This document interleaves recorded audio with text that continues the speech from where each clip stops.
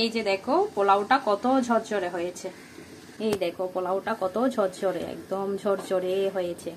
তোমরা কিন্তু এই প্রসেসে এই মাপে পোলাওটা রান্না করলে তোমাদের পোলাও কিন্তু এরকম ঝরঝরে হবে। দেখো কত ঝরঝরে হয়েছে। তো প্যানে দিয়ে দিচ্ছি ঘি। পোলাও অবশ্যই ঘি দিয়ে রান্না করার চেষ্টা করবে, এতে করে কিন্তু রাজকীয় স্বাদ আসবে, রাজকীয় স্বাদের পোলাও হবে আর কি। যতটুকু পরিমাণে লাগে ততটুকু দিলাম, তোমরা তোমাদের পরিমাণ মতো ঘি দিয়ে দিও। এখানে 7 পিস নিয়েছি এলাচি, 5 পিস নিয়েছি 1 ইঞ্চি সাইজের দারুচিনি, আর 8-10টার মতো দিয়েছি লবঙ্গ। ঘি একটু কিন্তু গরম হয়ে এসেছে, ঘিয়ে দিয়ে দিচ্ছি। আর এখানে নিয়েছি 3টা তেজপাতা, মাঝখান দিয়ে ছিঁড়ে দিয়েছি। এবার একটু করে নেড়ে চেড়ে দিব। পোলাও রান্না করা কিন্তু অনেক সহজ, আমি এই প্রসেসে পোলাওটা সবসময় রান্না করে থাকি। এবার দিয়ে দিচ্ছি 1 কাপ পেঁয়াজ কুচি।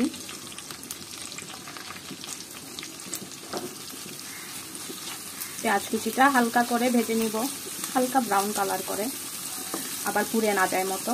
পেঁয়াজ যদি পুড়ে যায় পোলাওর কিন্তু স্বাদ বিষাদ হয়ে দাঁড়াবে। পেঁয়াজটাকে একটু হালকা করে ভেজে নিই 5 মিনিটের মতো। তো এই যে দেখো পেঁয়াজটা আমি হালকা একটু ভেজে নিয়েছি 5 মিনিটের মতো। একটু একটু ব্রাউন কালার হয়ে এসেছে। এই পর্যায়ে এসে অ্যাড করে দিব পেঁয়াজ বাটা। এখানে আমি আধা কাপের চাইতে বেশি পেঁয়াজ বাটা ব্যবহার করছি। 1 চা চামচের মতো আদা বাটা, 1 চা চামচের মতো রসুন বাটা। আবারও সমস্ত উপকরণ 1-2 মিনিটের মতো ভেজে নিব, এতে করে পেঁয়াজ রসুন আদা যে একটা কাঁচা গন্ধ থাকে সেটা দূর হয়ে যাবে। পোলাওটা খেতে অনেক টেস্টি হবে। সমস্ত উপকরণ 5 মিনিটের মতো ভেজে নেওয়ার পরে অ্যাড করে দিচ্ছি চাল। এটা আমি চিনি গুঁড়া চাল ব্যবহার করছি, তোমরা যে কোনো সুগন্ধি চাল ব্যবহার করতে পারো, গোবিন্দভোগ বা বাসমতি চাল। অ্যাড করে দিচ্ছি লবণ স্বাদ মতো। তো চালটাকেও আমি একটু ঘিয়ের মধ্যে ভেজে নেব 2-1 মিনিট। আমি এখানে 500 গ্রাম চিনি গুঁড়া চাল ব্যবহার করছি।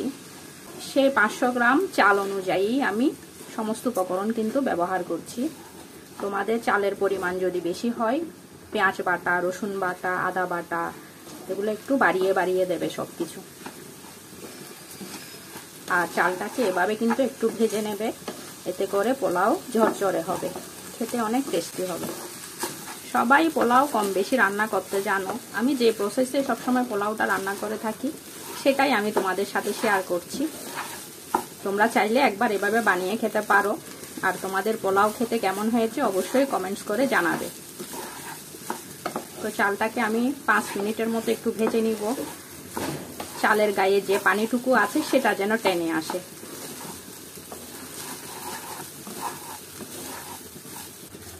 এই পর্যায়ে এসে অ্যাড করে দিব গুঁড়া দুধ। এখানে আমি প্রায় 3 চা চামচের মতো গুঁড়া দুধ অ্যাড করছি। তো দুধ যেন পানি দিয়ে গুলিয়ে এখানে দিতে না হয় মতো, সেজন্য আমি একেবারেই গুঁড়া দুধ দিয়ে দিলাম। গুঁড়া দুধ দিয়ে এবার একটু চালের সাথে মিশিয়ে নিচ্ছি।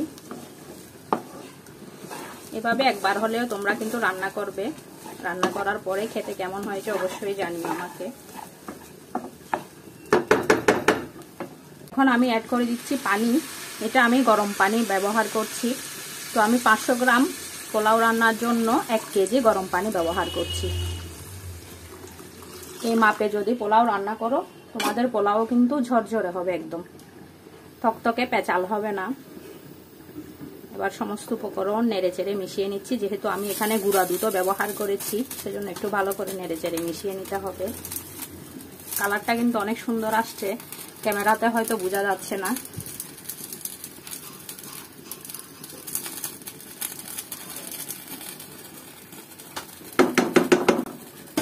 অ্যাড করে দিচ্ছি 4-5 পিস কাঁচামরিচ। কাঁচামরিচের ফ্লেভারটা পোলাওর সাথে কিন্তু খুবই ভালো লাগে, সেজন্য দেওয়া। কেউ পছন্দ না করলে স্কিপ করতে পারো, কিন্তু ঝাল হবে না। এটা কাঁচামরিচের ফ্লেভারটা আসবে পোলাওয়ের মধ্যে। ওকে, তো আমি একটু বলক আসা পর্যন্ত অপেক্ষা করছি। বলক চলে আসছে, কিন্তু আমি আবারও একটু 4-5 থেকে নেড়ে চেড়ে দিয়েছি হালকা করে। এই পর্যায়ে এসে আমি দিয়ে দিব ঢাকনা। ঢাকনা দিয়ে 5 মিনিটের মতো মিডিয়াম আঁচে পোলাওটাকে রান্না করে নিব। তো ফিরে আসছি 5 মিনিট পর। চালের কি অবস্থা দেখো, পানিটা কিন্তু টেনে নিয়েছে। এবার আমি উপরের চাল নিচে, নিচের চাল উপরে করে দিব, এতে করে চাল কিন্তু দ্রুত সেদ্ধ হয়ে আসবে। ওকে, এভাবে তোমরা কিন্তু পানির মাপটা বুঝেই দেবে, ব্যবহার করবে পোলাওয়ে, তাহলে পোলাও দেখবে একদম ঝরঝরে হবে।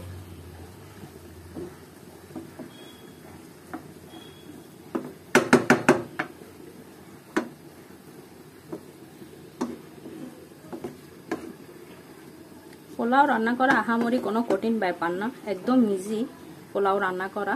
যারা পারো না তাদের জন্য তো এই রেসিপি আছেই। আবারও আমি ঢাকনা দিয়ে এটাকে দমে বসিয়ে রাখবো যতক্ষণ পর্যন্ত না চালটা সেদ্ধ হয়ে আসছে। ফিরে আসলাম 10 মিনিট পর। তো এই যে দেখো পোলাওটা কত ঝরঝরে হয়েছে। এই 10 মিনিটে আমি কিন্তু একবারও ঢাকনাটা খুলিনি। এই দেখো পোলাওটা কত ঝরঝরে, একদম ঝরঝরে হয়েছে। তোমরা কিন্তু এই প্রসেসে এই মাপে পোলাওটা রান্না করলে তোমাদের পোলাও কিন্তু এরকম ঝরঝরে হবে। দেখো কত ঝরঝরে হয়েছে, আর এত সুন্দর স্মেল বের হচ্ছে পোলাও থেকে ঘিয়ের। আমি আরং ঘিটা দিয়ে রান্না করেছি দেখো। তো নামাবার আগে আমি দিয়ে দিব পেঁয়াজ বেরেস্তা।